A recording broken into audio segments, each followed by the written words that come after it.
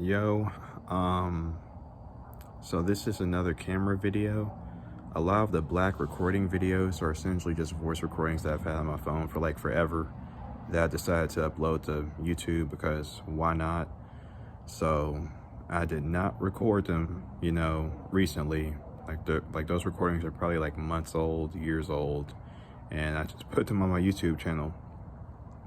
But this is gonna be on pretty much unrelatability and how, there's always going to be an unrelatability within your life. So let's get right into it. Throughout the video, I am going to cough, like right now. So I'm dealing with like mucus problems. So you know how that goes. Now, this is going to come from my multiculturalism class. Of course, I'm trying to be a counselor and I'm in a master's program, yada, yada, yada. And, I pretty much had asked the question of, okay, you want to relate to your client as best you can, and some situations are easy. Like, let's just say your client experienced death. Everybody experiences death. Somebody has a problem when it comes to meaning. Everybody has wrestled with meaning, right? Existential problems. Everybody has wrestled with those things. But let's just say I have a client and they're trans and, I'm a cis male. And this is literally the question that I asked. How would I relate to them besides referring them to LGBTQ resources? How could I relate to them as a counselor without the use of the community, some other force besides me? You can't, right?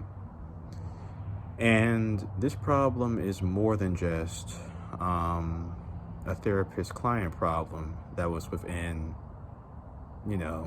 the confines of the classroom, with me asking the question.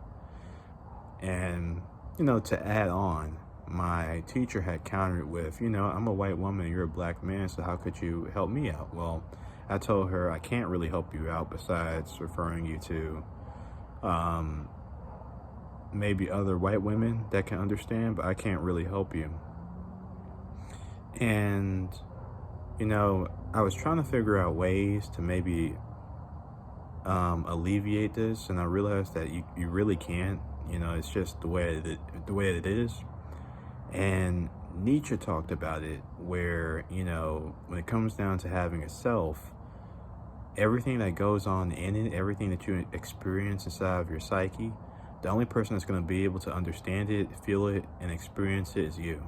Nobody else is going to be able to get or understand what you're going through. And any attempts of you trying to more so facilitate a relatedness are gonna fail.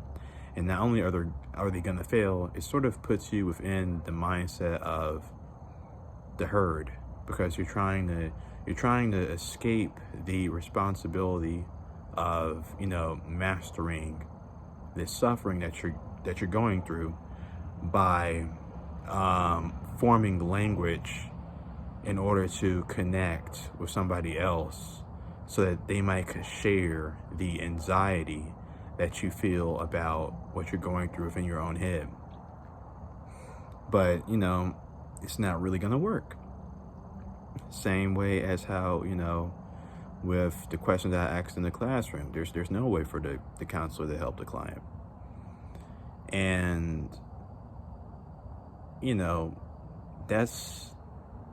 that's really something that we really have to accept.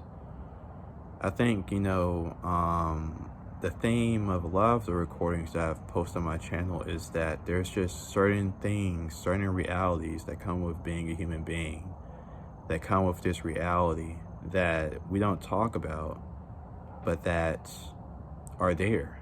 A lot of people, they say like, oh, there's, you can always find help, and there's someone out there that can help you. But it's like, you can't really know though.